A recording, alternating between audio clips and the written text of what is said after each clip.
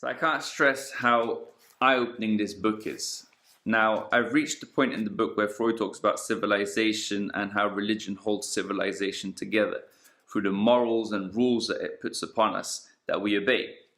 Now, it's a pretty interesting passage because Freud keeps on banging on about religion being an illusion. God is an illusion. We've created this father figure because of our own anxieties and fears of the unknown. This father figure that we've created by combining all of the gods together and condensing them into one, giving us the Father, especially in Christianity, oh Father. And it basically is a way to deal with our own anxieties and fears, and also to restore order in all of the chaos. So this passage pretty much sums up. Civilization has little to fear from educated people and brain workers. In them, the replacement of religious motives for civilized behavior by other, secular motives would proceed unobtrusively. Moreover, such people are to a large extent themselves vehicles of civilization. But it is another matter with the great mass of the uneducated and oppressed, who have every reason for being enemies of civilization. So long as they do not discover that people no longer believe in God, all is well. But they will discover it infallibly, even if this piece of writing of mine is not published, and they are ready to accept the results of scientific thinking, but without the change having taken place in them which scientific thinking brings about in people. Which scientific thinking brings about in people. Is there not a danger here that the hostility of these masses to civilization will throw itself against the weak spot that they have found in their task mistress? If the sole reason why you must not kill your neighbor is because God has forbidden it and will severely punish you for it in this or the next life, then when you learn that there is no God and that you need not fear his punishment, you will certainly kill your neighbor without hesitation, and you can only be prevented from doing so by mundane force. Thus, either these dangerous masses must be held down most severely and kept most carefully away from any chance of intellectual awakening, or else the relationship between civilization and religion must undergo a fundamental revision.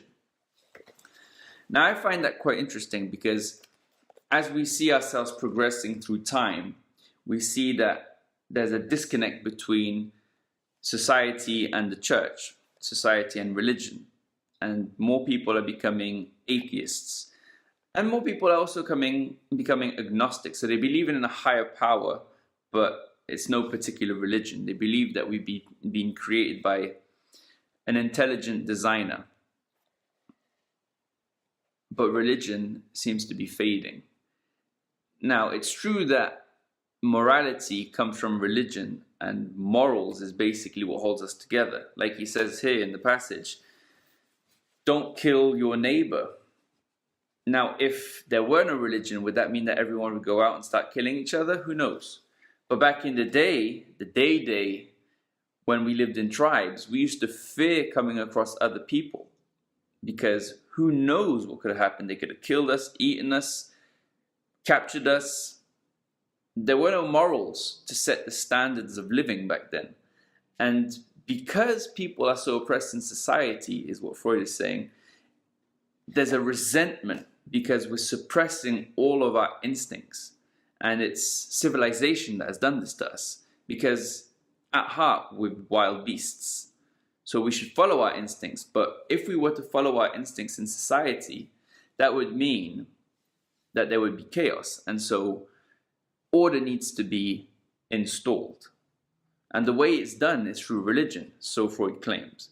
But if the people were to wake up to this, to become intelligent, and were able to have some critical thinking, critical analysis of what's going on in society, of religion, then maybe they would shy away from religion. And this is why Freud says that they need to be oppressed and they need not know what the smart people are thinking, because he claims that intellectual people don't believe in religion. But the masses, who he doesn't really hold too high on a pedestal, he thinks they're quite basic and simple and primal, well, they follow the herd. And if God was taken away from them, it would be chaos. God is basically what holds them all together. And if they were to become aware that God didn't exist, then who knows what will happen. And I think there's a bit of he's got a bit of a point there. If morality were to completely disintegrate in civilization, what would actually happen? It could pretty much lead to chaos. So again, I can't stress how eye-opening his books are, and especially this one.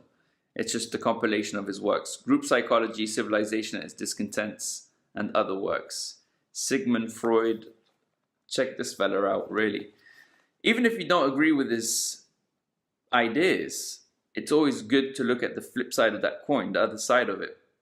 Because if we hold our beliefs and only stay in our comfort zone of beliefs, then we don't expand our minds. So reading some psychology, reading some Freud, does hit the spot from time to time.